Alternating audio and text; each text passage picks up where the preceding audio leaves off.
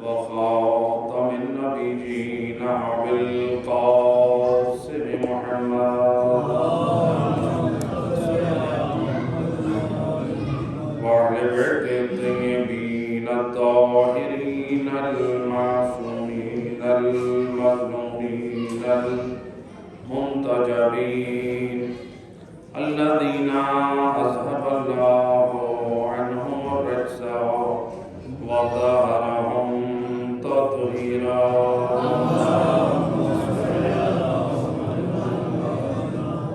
ولعنة الدائمة على أعدائهم أجمعين من يوم ظلمهم إلى يوم الدين.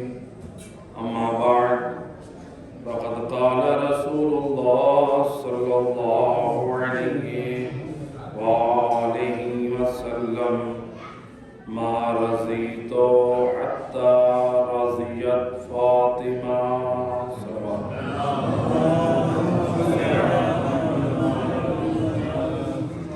ارباب اعضاء سید الرسل کی زبان وحی سے نکلا ہوا ارشاد امت کے نام.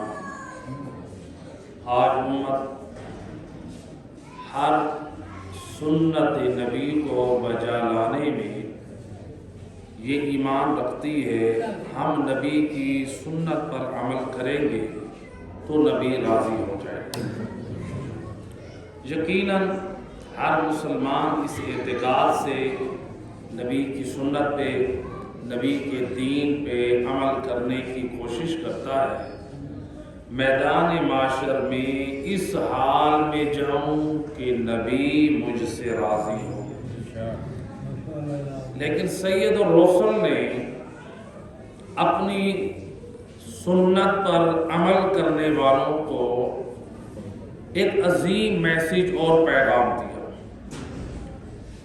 سید الرسل مسلمانوں کو خبردار کر رہے ہیں کوئی یہ نہ سمجھے کہ وہ نبی کی کسی سنت پر عمل کرے اور میری دختر زہرا کو ناراض کر دے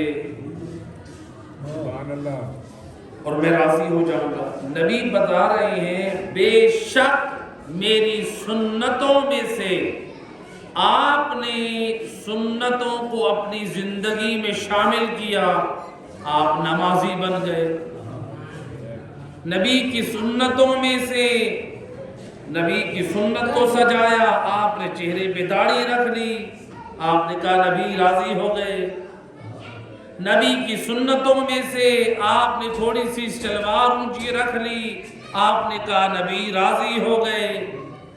آپ نے جیب میں کنگا رکھ لیا، آپ نے کہا سنت نبی پر عمل کریں گے، ہر نماز سے پہلے داڑھی میں کنگا دیں گے، نبی راضی ہو جائیں گے. آپ نے جیب میں مسواک رکھی، آپ نے کہا ہم ہر نماز سے پہلے مسواک کریں گے، نبی راضی ہو جائیں گے. کتنے آپ سینکڑوں سنتیں بجا لاتے رہے اس ایمان سے نبی راضی ہو جائیں گے.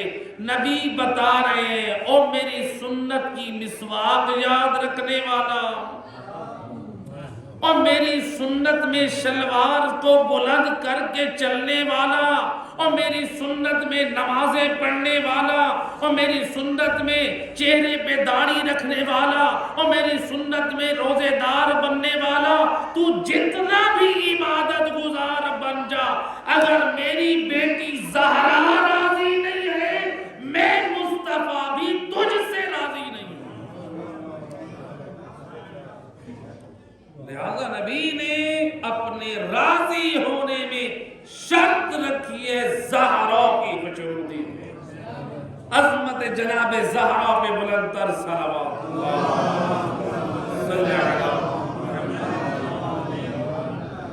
لہذا اگر امت اس پیغام رسالت کو سمجھ جائے، ہم نبی کی سنت کی طرف تو دوڑ رہے ہیں، لیکن نبی کہہ رہے ہیں جتنی بھی سنتیں بجا لاؤ روح سنت کو نہ چھوڑنا. فاطمہ زہرا نہیں ہے، کوئی سنت کی پابندی بھی فائدہ نہ دے گی۔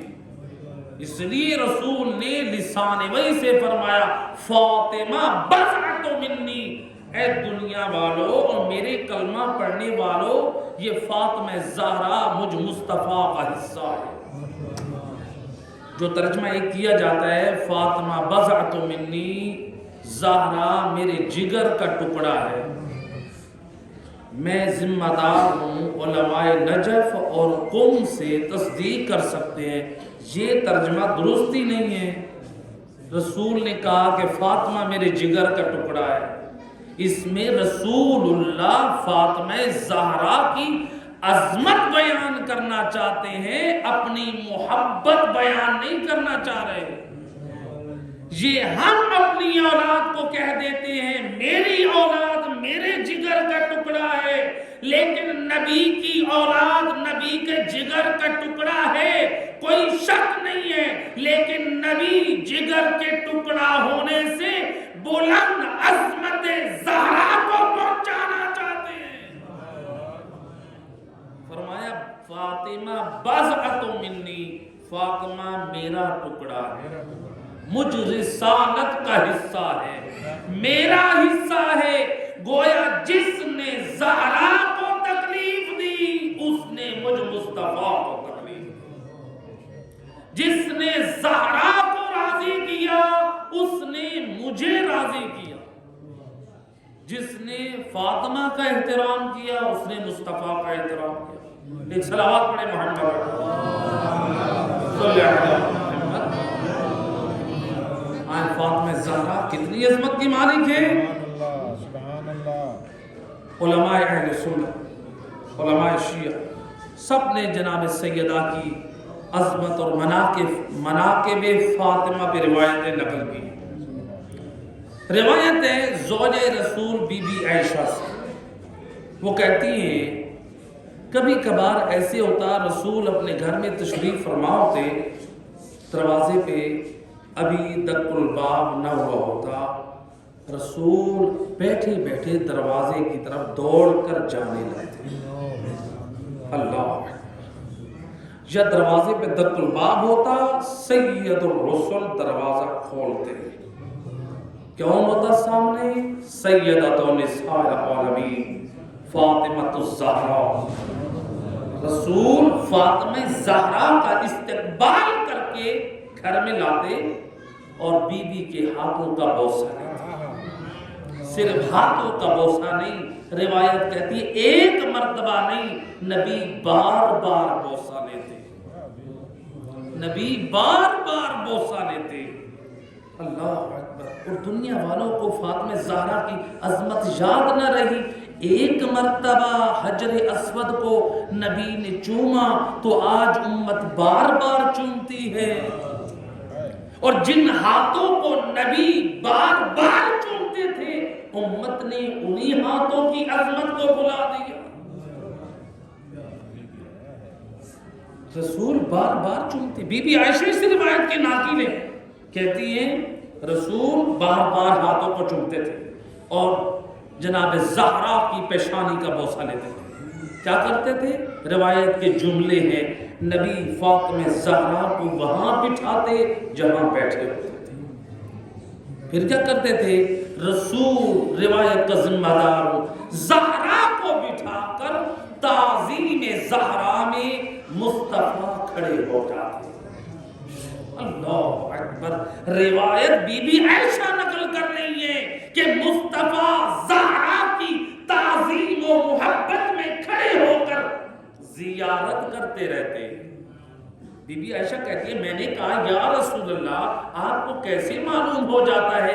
دروازہ تو کتنی مرتبہ بجتا ہے، دروازے پہ کتنے اصحاب آتے ہیں، دروازے پہ کتنے لوگ آتے ہیں، آپ ہر مرتبہ ایسے دوڑ کر نہیں جاتے، اتنا اہتمام نہیں کرتے، زہرا کے آنے کی خبر کیسے مل جاتی ہے؟ سید الرسل لسان وحی سے فرماتے ہیں اور میری زوجہ عائشہ جب میری دختر زہرا اپنے گھر سے میری طرف آنے کا ارادہ کرتی ہے، خدا ایک ملک کو حکم دیتا کہتا ہے جا میرے مصطفیٰ کو بتا میری کنی زہرا تیرے دروازے پہ آ میری زہرا کنی زہرا تیرے دروازے پہ آ رہی ہے. کہا میری زوجہ عائشہ میں اپنی مرضی سے نہیں حکم خدا وحی الہی سے دروازے پہ جا کر فاطمہ زہرا کا استقبال کرتا ہوں اور زہرا کا اکرام کرتا ہوں. آج دنیا نہ سمجھی فاطمہ زہرا کی یہ عظمت کیا ہے.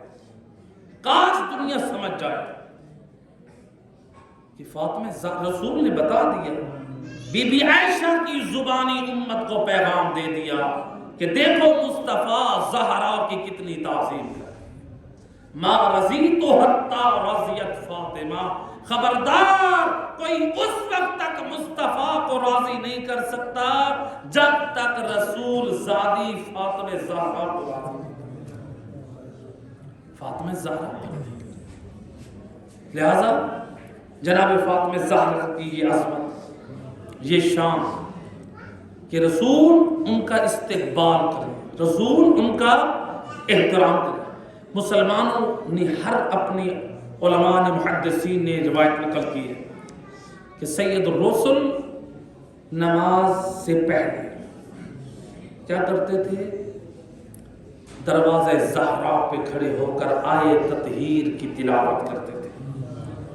مشہور ہے 6 ماہ رسول اللہ آیے تطہیر, لیکن میں نے بعض مصادر میں اور ذمہ دار نجف میں جو میں نے ریسرچ اپنی کی تھی کہ 9 ماہ تک نبی زہرا کے دروازے پہ کھڑے ہو کر آیے تطہیر کی تلاوت کر کے فرماتے السلام علیکہ یا اہل بیت النبوہ.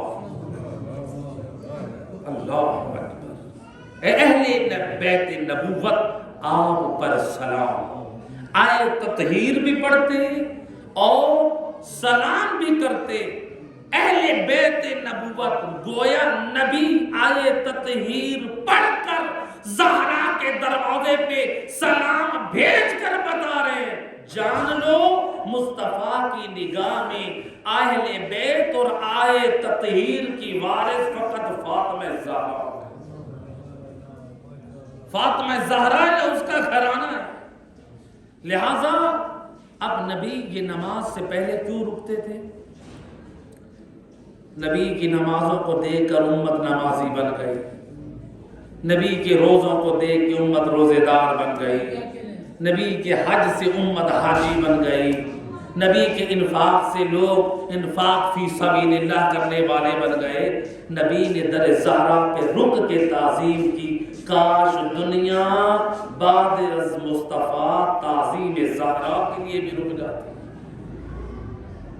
رسول نے تعظیم عملاً کر کے بتایا اور گویا نبی دروازہ زہرا پہ رک کر آیے تطہیر پڑھ کے السلام علیکم یا اہل بیت النبوہ و معدن الرسالہ کے الفاظ کے ساتھ یہ زبانی وحی سے پیغام دے رہے ہیں. اور میرے امتیوں اور میرے کلمہ کو یاد رکھو, اس وقت تک نمازیں کام نہ آئے گی جب تک آیے تطہیر کی وارث فاطمہ زہرا کی محبت دل میں نہ ہوگی. رسول اس لیے دروازے زہرا پہ کھڑے ہوتے ہیں اور اس دروازے پہ اصحاب گزر کے جا رہے ہیں جو نبی کے عمل کو 9 ماہ تک مسلسل نوٹ کر رہے ہیں, دیکھ رہے ہیں, بتا رہے ہیں. صرف نمازوں پہ زور نہ ہو, نمازوں کی جو روح ہے وہ فاطمہ زہرا. اگر زہرا کی محبت دل میں نہیں ہے تو تمہاری نمازیں بھی رائگاں جائیں گی. اس لیے تو فرما دیا ما رضیت حتی راضیت فاطمہ, میں نبی اس وقت تک راضی نہ ہوں گا جب تک زہرا راضی نہ ہوں. صلوات پڑھیں عظمت جناب فاطمہ زہرا. اللہم صلی علی محمد. بار دیگر بآواز بلند سربا.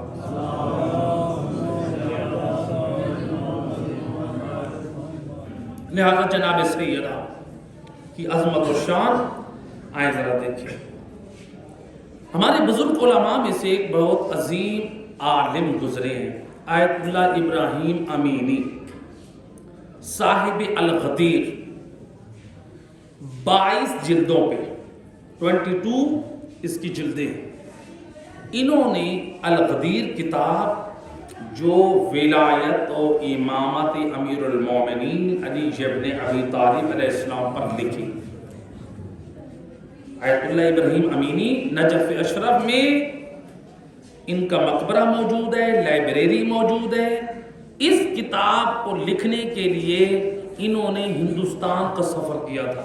اس وقت تو پاکستان وجود میں نہیں آئے تھے، یعنی انہوں نے ہند کا سفر کیا تھا، جو لکھنؤ میں میر سید حامد موسوی صاحب ابقات الانوار، جنہوں نے ایسی کتاب لکھی برے صغیر کے سید عالم باعمل نے امیر المومنین کی ولایت و امامت کے ثبوت پر جتنے مخالفین کے اعتراضات تھے ان کے علمی جوابات دیے۔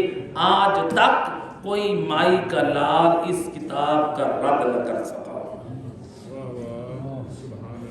اور وہ آیت اللہ ابراہیم امینی اس کتاب کا مطالعہ کرنے کے لیے آئے۔ اس کتاب سے بھی وہ کچھ لے کر گئے ذخیرہ۔ مصر کا سفر کیا، شام کا سفر کیا، مختلف ممالک کا سفر کیا۔ وجہ کیا تھی؟ الغدیر نامی کتاب ولایت امیر المومنین پر لکھ رہے تھے، اور انہوں نے آیت اللہ ابراہیم امینی نے کہا کہ میں نے یہ جو مولا امیر المومنین کی ولایت و امامت پر یہ جو 22 جلدوں پہ کتاب لکھی ہے، اس میں میں ان مومنین کو بھی اس ثواب میں شامل کرتا ہوں، وہ جب بھی محمد و آل محمد پہ درود پڑھ کے یوں پڑھے اللہم صلی علی محمد و آل محمد وعجل فرجہم، جو آخر میں وعجل فرجہم کہیں گے درود کے بعد، یہ اس کتاب ولایت علی پر لکھے جانے والی کتاب کا ثواب میں ان لوگوں کو بھی ہدیہ کرتا ہوں۔ لہذا اگر کوئی چاہتا ہے کہ مجھے بھی اس کتاب کا ثواب ملتا رہے تو آپ اپنی زندگی میں درود میں وعجل فرجہم بھی شامل کر لیجئے۔ ایک صلوات پڑھیں محمد۔ یہ صاحب الغدیر علامہ امینی، انہوں نے یہ تہران میں آئے، نجف سے تہران ایک دفعہ آئے تو وہاں پر علماء کی نشست ہوئی، کہا کہ اپنی زندگی کا کوئی واقعہ سنائے جو ہمارے لیے استفادہ ہو۔ انہوں نے کہا کہ میں یہ جو کتاب الغدیر لکھ رہا تھا، اس کے سلسلے میں میں نے سفر کیا شام کے شہر حلب شہر۔ جب وہاں آج بھی وہاں پر حلب میں آپ لوگ جو زیارات پر گئے حلب جاتے ہیں تو ہمیں بھی شرف ملا ہے جناب زینب عالیہ کی زیارت کا، تو 11 دن وہاں رہے۔ تو حلب میں آج بھی اہل سنت کے بڑے بڑے دینی مدرسے موجود ہیں، حلب شہر۔ تو یہ حلب میں جب پہنچے تو کہتے ہیں کہ وہاں پر کچھ لوگ تھے، میں وہاں کی جو لائبریریز تھی وہاں پر استفادہ کرنے کے لیے گیا، تو وہاں پر کچھ لوگوں سے میری شناسائی ہوئی، جان پہچان ہوئی۔ تو میں وہاں پر بازار میں ایک دن ملاقات ہوئی ایک شخص سے، اس نے کہا کہ قبلہ آج رات کو میں آپ کو دعوت دیتا ہوں۔ کہتے ہیں اس کی دعوت پہ میں اس کے گھر پہنچا، بہت بڑا وسیع اس کا گھر تھا۔ اس کے گھر کے صحن میں حلب کی شہر کے بڑے بڑے قاضی حضرات، قاضی آج کل تو ہمارے جو بیٹھتے ہیں نا، جو آپ کو جو قاضی حضرات ہوتے ہیں وہ تو صرف قضاوت کرتے ہیں، جو پہلے زمانے میں جو قاضی ہوتے تھے وہ صاحبان علم ہوتے تھے، دینی مدرسوں میں پہلے پڑھتے تھے، یعنی ایک ماہر ہوتے تھے۔ تو لہٰذا وہ بڑے بڑے قاضی بیٹھے تھے، مفتیان دین بیٹھے تھے، حافظان قرآن بیٹھے تھے، قاریان قرآن بیٹھے تھے، علماء بیٹھے تھے، گویا مذہب اہل سنت کے بڑے چھوٹے ہر طبقے سے بڑی بڑی شخصیات بیٹھی تھی۔ اب یہ وہاں پر انہوں نے دیکھا کہ مجھے جس دعوت میں انوائٹ کیا گیا ہے وہاں پر ماشاءاللہ برادران اہل سنت کی بڑی بڑی شخصیات ہیں اور میں تنہا ہوں۔ خیر علی والے کبھی گھبراتے نہیں، دنیا ہمیشہ علی کے دروازے پہ آئی ہے، اور سلونی کا دعویٰ فقط علی نے کیا ہے یا اولاد علی نے کیا ہے، اور جس نے بھی کیا ہے وہ ہلاکت میں گیا ہے۔ اب علی کا چاہنے والا ہو گھبرا جائے۔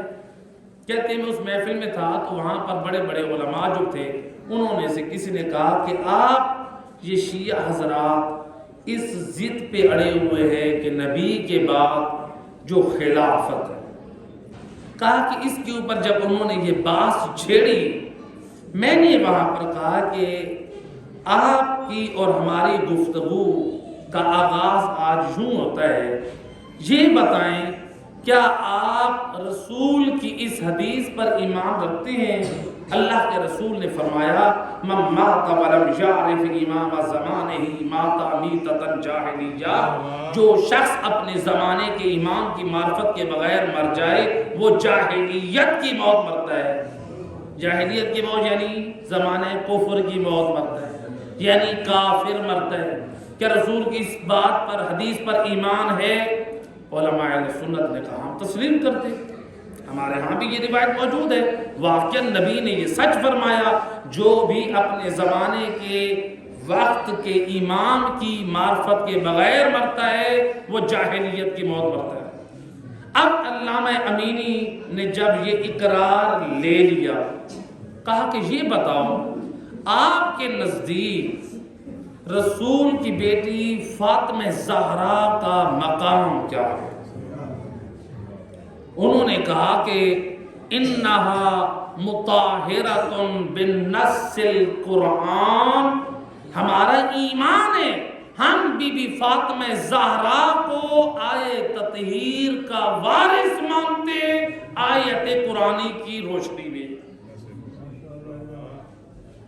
یعنی جناب زہرا کی عظمت کا وہ اقرار کر بیٹھے، وہ طاہرہ ہیں، وہ معصومہ ہیں۔ جب طاہرہ ہیں، آئے تطہیر کی وارث ہیں، یعنی وہ جھوٹ نہیں بولتی۔ جب آئے تطہیر کی وارث ہیں وہ غلطی نہیں کرتی، جب آئے تطہیر کی وارث ہیں تو وہ سچی ہیں۔ اب وہ اقرار کر بیٹھے، اور علماء کے ہاں یہ مشہور ہے اقرار العقلاء نافذ علی انفسہم، صاحبان عقل کا کسی چیز کا اقرار کر لینا ان کے نفسوں پہ وہ چیز جاری ہوتی ہے، وہ لاگو ہوتی ہے، نافذ ہوتی ہے۔ لہٰذا انہوں نے جب اس بات کا اقرار کیا تو علامہ امینی کہتے ہیں بس آج ہماری گفتگو اسی میں ہوگی۔ یہ بتاؤ آپ نے کہا ہے رسول کی وہ حدیث حق ہے جو اپنے وقت کے امام کی معرفت کے بغیر مرے جاہلیت کی موت مرا، اور آپ نے کہا رسول کی بیٹی مطہرہ ہے، بنص قرآن آئے تطہیر کی وارث ہے۔ لہذا اب مجھے یہ بتاؤ رسول کے بعد رسول کی بیٹی فاطمہ زہرا نے نبی کا جانشین حضرت ابو بکر کو تسلیم نہیں کیا، اور ادھر سے حدیث آپ نے تسلیم کی جو اپنے وقت کے امام کو نہ پہچانے وہ جاہلیت کی موت مرا۔ لیکن یہ علماء اہل سنت نے شیعہ سب اس پہ متفق ہیں کہ بی بی زہرا نے حضرت ابو بکر کو نبی کا خلیفہ تسلیم نہیں کیا۔ جب نبی کا خلیفہ تسلیم نہیں کیا تو پھر اب آپ بی بی زہرا کے بارے میں کیا کہیں گے؟ اب بات دو میں سے جو ایک بھی اقرار کرتے ہیں تو ہلاک ہوتے ہیں۔ اگر وہ کہتے ہیں کہ بی بی فاطمہ زہرا نے غلطی کی ہے حضرت ابو بکر کی مخالفت کر کے، تو پہلے اقرار کر چکے ہیں کہ قرآن کے مطابق آئے تطہیر کی وارث ہیں، لہذا اس سے ہم فرار نہیں کر سکتے۔ یا اگر ہم کہتے ہیں کہ بی بی فاطمہ زہرا، یعنی گویا اس سے اگر ہم انکار کرتے تو پھر بی بی فاطمہ زہرا کی غلطی لازم آتی ہے، اور پہلے ہم اقرار کر چکے ہیں بی بی سے غلطی نہیں ہوتی۔ اور اگر ہم کہتے ہیں کہ بی بی فاطمہ زہرا نے جو نبی کے بعد خلیفہ کی امامت کا اقرار نہ کیا، خلافت کا اقرار نہ کیا، اگر ہم کہتے ہیں کہ حضرت ابو بکر غلط ہیں تو یہ بات بھی، تو دونوں باتیں بنتی نہیں۔ اگر ہم بی بی کی عصمت کی گواہی پہلے دے چکے، اگر غلطی کہتے ہیں تو ہم پھر بھی پھنستے ہیں، اور اگر ہم کہتے ہیں کہ بی بی غلطی پہ ہیں العیاذ باللہ، اگر ہم کہتے ہیں کہ بی بی نے غلطی کی، چونکہ بی بی نے کیسے غلطی کی، پھر بھی یہ پھنستے ہیں، کیونکہ بی بی کیسے غلطی کر سکتی ہیں، خود اقرار کر چکے ہیں، نص سے قرآن بی بی سے غلطی نہیں ہوتی۔ تو لہذا جب بی بی نے غلطی نہیں کی تو اب رسول کے بعد خلیفہ رسول کا اقرار تو بی بی نے نہیں کیا، تو کیا بی بی نے غلطی کی؟ بی بی نے غلطی نہیں کی، قرآن کی آیت کے مطابق وہ اقرار کر چکے۔ اب یہاں پر وہ اس مسئلے میں پریشان ہوئے، اب کس طرح گویا سمجھ گئے۔ ان میں سے ایک بہت بڑا قاضی تھا، صاحب علم تھا، اس نے کہا کہ علامہ ابراہیم امینی، ہماری بات کا موضوع یہ نہیں تھا، آپ یہ کہاں سے بی بی فاطمہ زہرا کے پاس کو ان کے قضیے کو لے کر آ گئے ہیں؟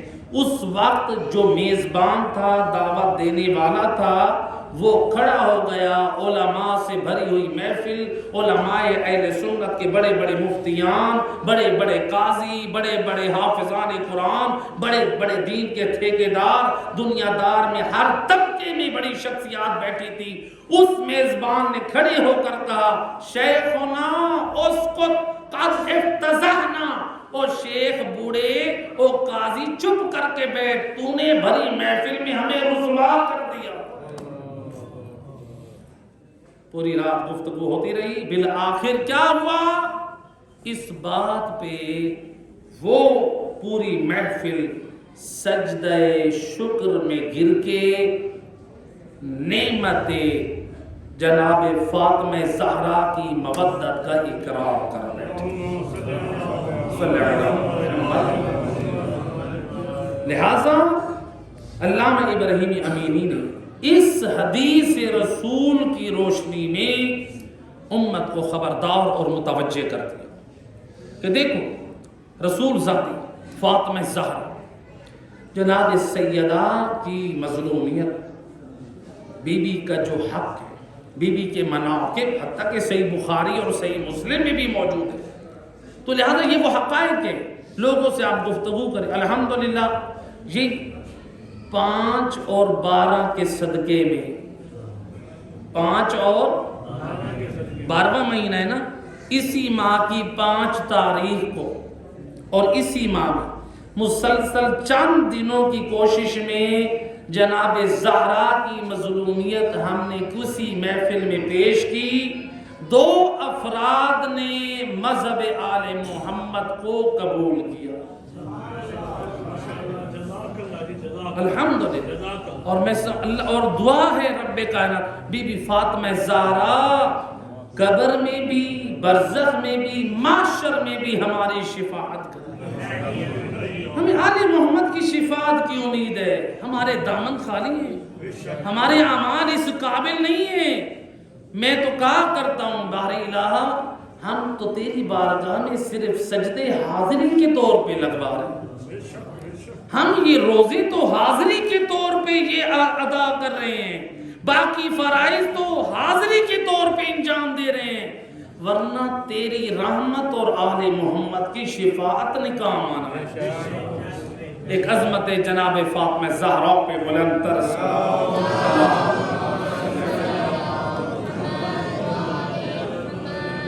لہذا جناب فاطمہ زہرا ان کی عظمت کے جتنے بھی پہلوؤں کو اجاگر کیا جائے وہ کم ہے۔ آپ ایام فاطمیہ ان کو اس طرح سے منائیں جس طرح آپ محرم کا احترام کرتے ہیں۔ یاد رکھیں کہ میرا اور آپ کے اوپر یہ حق ہے۔ اللہ سبحانہ وتعالیٰ قرآن کریم میں واضح فرما رہا ہے، قُلْ لَا أَسْأَلُكُمْ عَلَيْهِ أَجْرًا إِلَّا الْمَوَدَّةَ فِي الْقُرْبَىٰ، اے میرا حبیب اپنی امت سے کلمہ گو سے کہہ دے میں تم سے اجر رسالت نہیں چاہتا، اگر چاہتا ہوں تو میری قرابت داروں سے مودت کرو۔ اب جہاں پر میں امت کو ایک میسیج دیتا ہوں اسی آیت مجیدہ کی روشنی میں، ہمارے بعض دوستان برادران ہم سے یہ کہتے ہیں کہ آپ آل محمد کی جتنی شان بیان کرتے ہیں، ان کی جو عظمت بیان کرتے ہیں، آپ نبی کے اصحاب کا ذکر کیوں نہیں کرتے؟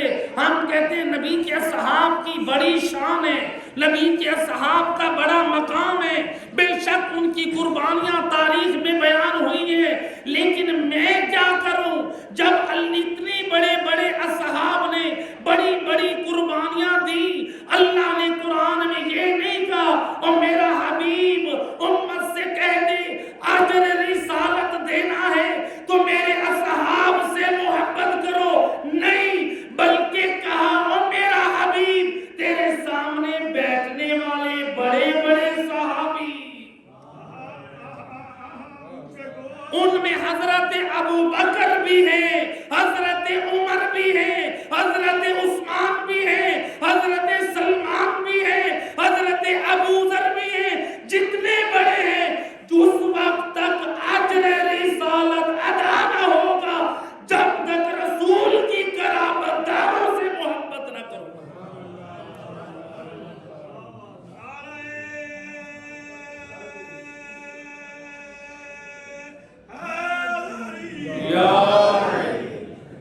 جب اللہ اپنے حبیب سے کہہ رہا ہے ان مسلمانوں سے کہہ دے میری قرابت داروں سے محبت کریں اجر رسالت کے طور پہ، ہم پہ اعتراض کیوں کرتے ہو؟ نبی کے صاحب کا ذکر کیوں نہیں کرتے؟ اعتراض اللہ پہ کرو اور میرا اللہ اصحاب نے اتنی قربانیاں دی، تو نے ان کی محبت کو واجب کیوں قرار نہ دیا؟ اہل بیت کو کیوں قرار دیا؟ ہم پہ اعتراض نہ کرو، اعتراض اللہ پہ کرو۔ لہذا معلوم ہوا جو عظمت و شان آل محمد کی ہے وہ نبی کے اصحاب کی نہیں۔ نبی کی توہین ہم نہیں، اصحاب کی توہین نہیں کرتے۔ نبی کے با وفا اصحاب ہیں، نبی کے با کردار اصحاب ہیں، نبی کے پسینے پہ پسینہ گرنے پہ اپنا خون بہانے والے اصحاب ہیں۔ ایسے اصحاب کے پاؤں کی خاک ہماری آنکھوں کا سرما ہے۔ لہذا ہمیں دنیا کس انداز سے دیکھتے، ہم کہتے اور قرآن کی روشنی میں، لہذا رسول نے فیصلہ کر دیا ما رضیت حتی رضیت فاطمہ، اور نبی کی سنتوں پر نبی کو راضی کرنے والوں اور نبی کی رضا کو نبی کی سنت میں تلاش کرنے والوں، نبی بتا رہے ہیں لاکھ میری سنتوں کے پابند بن جاؤ، اگر زہرا راضی نہیں ہوگی میں مصطفیٰ بھی راضی نہ ہوں۔ لہذا فاطمہ زہرا کس عصمت کی مالک ہے، کس شان کی مالک ہے، آئیں جناب زہرا سے جو بھی نسبت ہوئی اللہ نے اس میں برکت رکھ دی۔ روایت امام معصومین امام علی نقی علیہ السلام اللہم صلی علی محمد وعجل، امام فرماتے ہیں لم يدخل الفقر بیتا فیہ اسم محمد او احمد او علی او الحسن والحسین او عبداللہ او طالب او جعفر او فاطمہ من النساء۔ امام زبان عصمت سے فرماتے ہیں، فرماتے دنیا والوں سن لو، اے ہمارے حکمداروں سن لو، جس گھر میں نام محمد ہوگا، جس گھر میں نام علی ہوگا، جس گھر میں نام حسن ہوگا، جس گھر میں نام حسین ہوگا، جس گھر میں نام جعفر ہوگا، جس گھر میں نام طالب ہوگا، جس گھر میں نام عبداللہ ہوگا، جس گھر میں بچی کا نام فاطمہ ہوگا، میں زبان عصمت سے ضمانت دے رہا ہوں اس گھر میں کبھی محتاجی داخل نہ ہوگی۔ کتنا خوش بخت ہے وہ گھر جس گھر میں صدا فاطمہ کی، کس قدر خوش بخت ہے وہ گھر جس گھر میں صدا نام علی کیا ہے، کس قدر وہ خوش بخت ہے وہ گھر جس گھر میں نام حسن و حسین کی صدا آئے۔ خوش نصیب ہے۔ یہ نہ سوچا کرو ہمارے کسی اور عزیز کا نام حسن حسین ہے ہم کیوں رکھیں، آپ امام حسن امام حسین کی نسبت سے رکھیں، آپ رسول زادی فاطمہ زہرا کے نام پہ نام رکھیں، لہٰذا جتنی چیزیں جناب زہرا سے جڑتی گئیں اللہ انہیں باعظمت بناتا ہے۔ آئیے کتاب کا تعارف اور میں صاحب کی طرف آؤں، ایک صلوات پڑھیں محمد رحمہ اللہ۔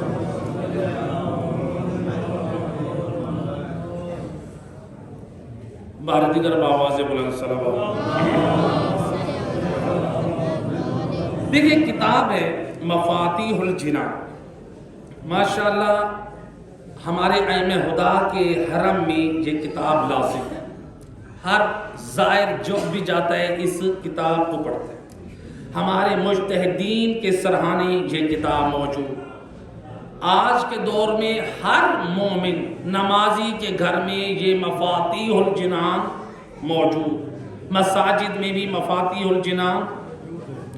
اتنی عظیم کتاب ہے جس میں پورے سال کے اعمال اہل بیت کی زبانی نقل ہو، اہل بیت کی زبان پورے سال کے اعمال، محرم سے لے کر ربیع الاول تک پورے سال کے اعمال اہل بیت کی زبانی اس کے اندر درج ہے۔ یہ تمام زیارات ائمہ خدا معصوم کی زبانی اس کے اندر درج ہے۔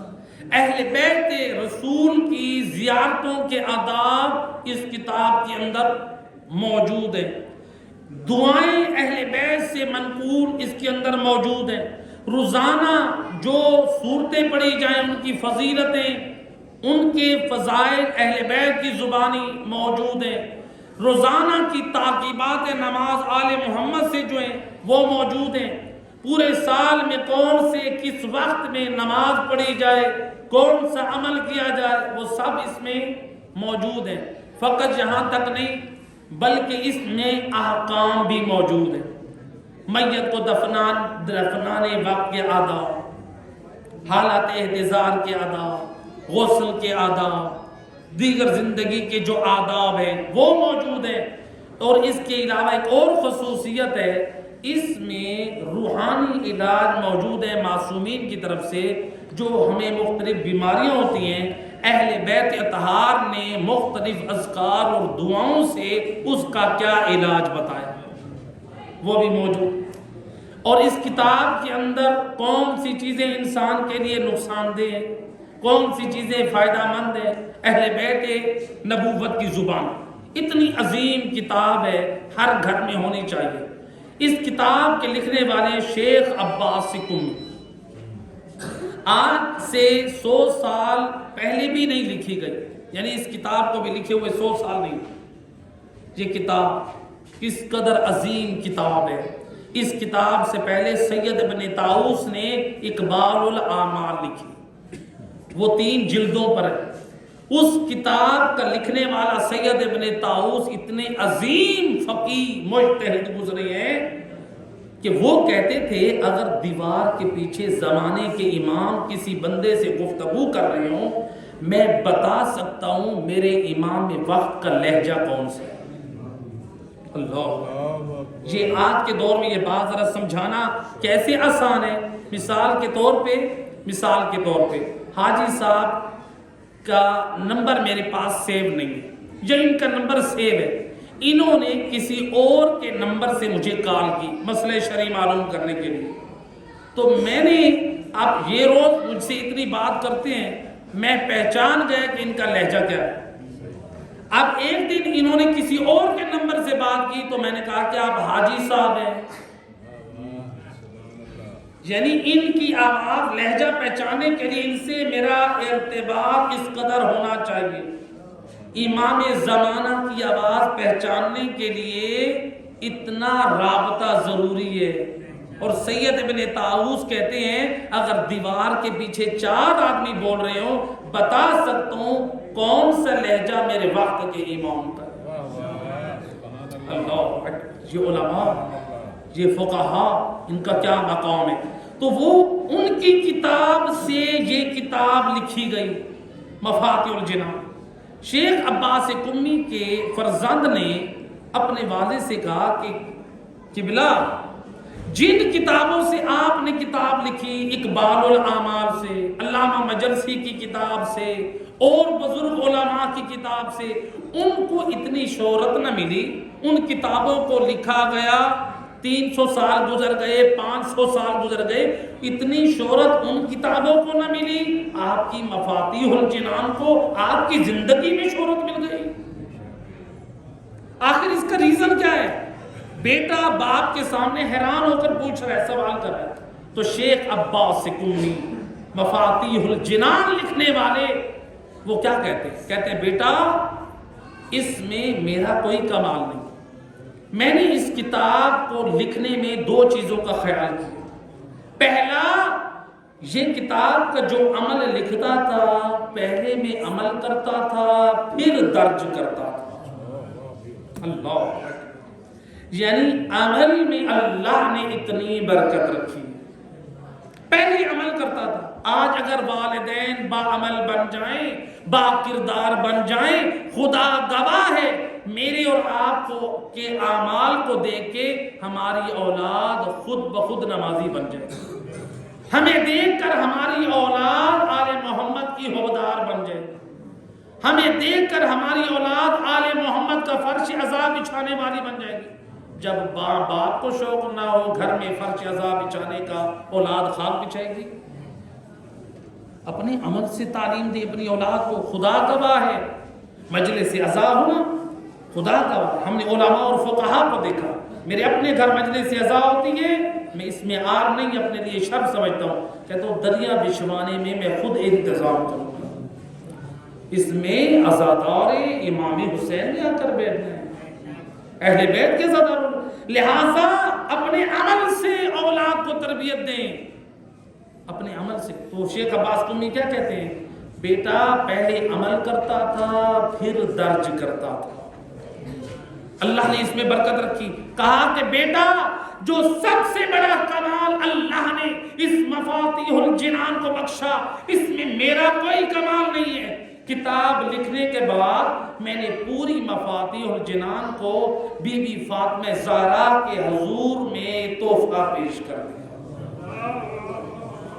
یہ جناب سیدہ کی خدمت میں تحفہ پیش کرنے کی برکت ہے، اس میں مجھ شیخ عباس قمی کا کمال نہیں ہے۔ جو چیز منسوب ہو جائے جناب زہرا سے، اللہ باعث سے برکت بنا دیتا ہے۔ صلوات پڑھ دیں۔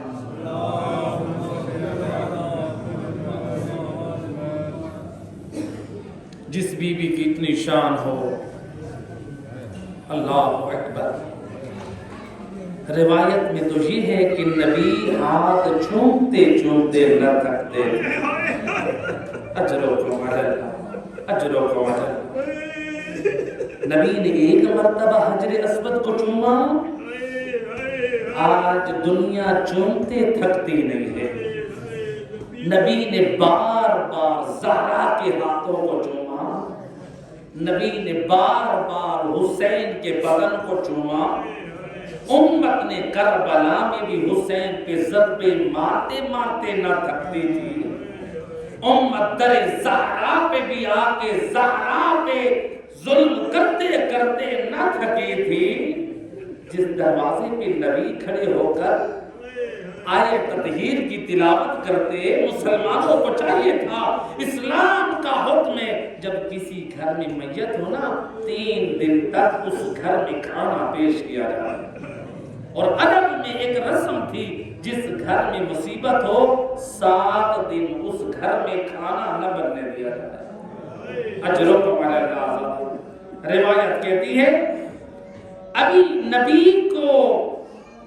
نبی کی وفات کا 4تھا دن ہے اور دفن ہوئے 1 دن ہوا ہے۔ اگلی صبح جس رات کو نبی دفن ہوئے، اگلی صبح کو مسلمان زہرا کو اجر رسالت دینے جب آئے نا دروازے پہ، کسی کے ہاتھ میں لکڑیاں ہیں، کسی کے ہاتھ میں آگ ہے، کسی کے ہاتھ میں خاردار جھاڑیاں، کسی نے اپنے ہاتھ میں رسی اٹھائی ہوئی ہے، اور کسی نے اپنے ہاتھ میں تلواریں اٹھائی ہوئی ہے۔ یہ درے صحرا پر آئے یا دھمکی دینے والا دھمکی دے رہا ہے۔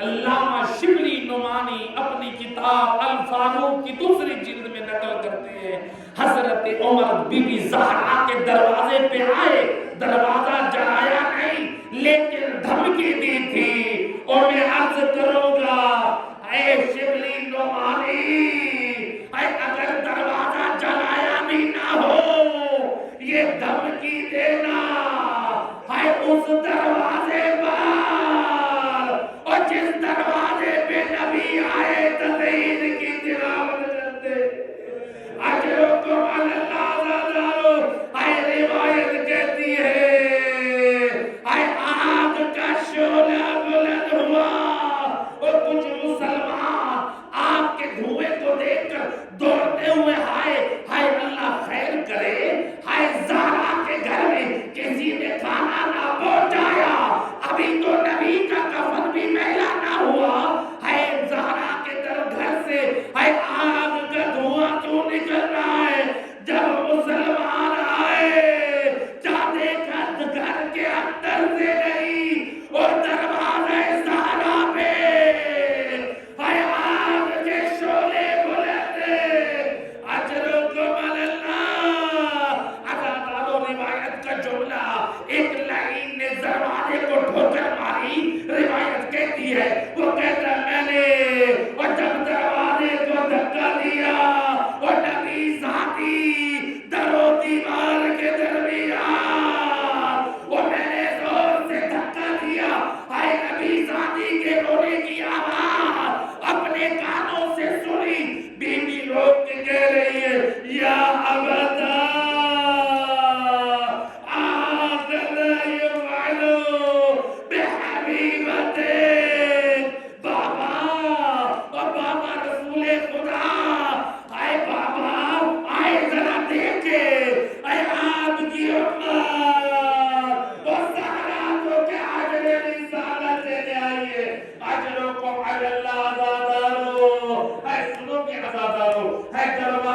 شولوں میں جب جناب سہارا پر گرا، اور بی بی خود نامی ہے فرماتی ہے میرے مسائل پر رونے والوں، اور چلتا دروازہ جب سہارا پہ گرا، آگ کے شولے بلند تھے، اور مجھ سہارا کا چہرہ جھلس گیا، ہے دروازہ بطول پر، اور نبی ذاتی زمین پر، مسلمان کہاں سے گزرے، ہے میں ذمہ دار ہوں، اور مسلمان اور اسی دروازے کے اوپر سے گزر رہے ہیں، اور جس دروازے کے نیچے بطول ہے، ایک ملعون کھڑا ہوا وَرَكَلَ رِجْلُهُ، اور دروازوں کو ٹھوکرے مارنے لگا، اور فقط دروازے کی لکڑیاں نہ ٹوٹی، اور بلکہ بطول کی پسلی ٹوٹی۔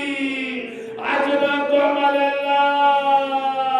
رونے والوں، ہے علامہ انصاریان نے، اور جب یہ روایت تہران میں پڑھی اور نبی ذاتی کی پسلی ٹوٹ گئی، ایک مومن روتا رہا، ہے دسترخوان نیاز لگ گئی، روتا رہا۔ علامہ انصاریان کہتے ہیں اور تجھے کس مصیبت نے بلا دیا، اور تیرے گھر میں کوئی پریشانی ہے؟ کہتے نہیں قبلہ، اور نبی ذاتی کی مظلومیت نے تڑپا دیا۔ آپ نے بیان کیا اور رسول ذاتی کی پسلیاں چھوڑ دی گئی، اور مہدیوں کا ڈر ہو، اور اگر کسی مریض کی وہ ہڈی ٹوٹ جائے، ہاتھ لگنے پہ درد ہوتا ہے، لیکن اگر کسی کی پسلی ٹوٹ جائے، مریض سانس لینے میں تکلیف ہوتی ہے، اور میں اس بات پہ رو رہا ہوں، اور نبی ذاتی اور 75 یا 95 دن زندہ رہی، اور وہ کیسے سانس لیتی تھی۔ اجرکم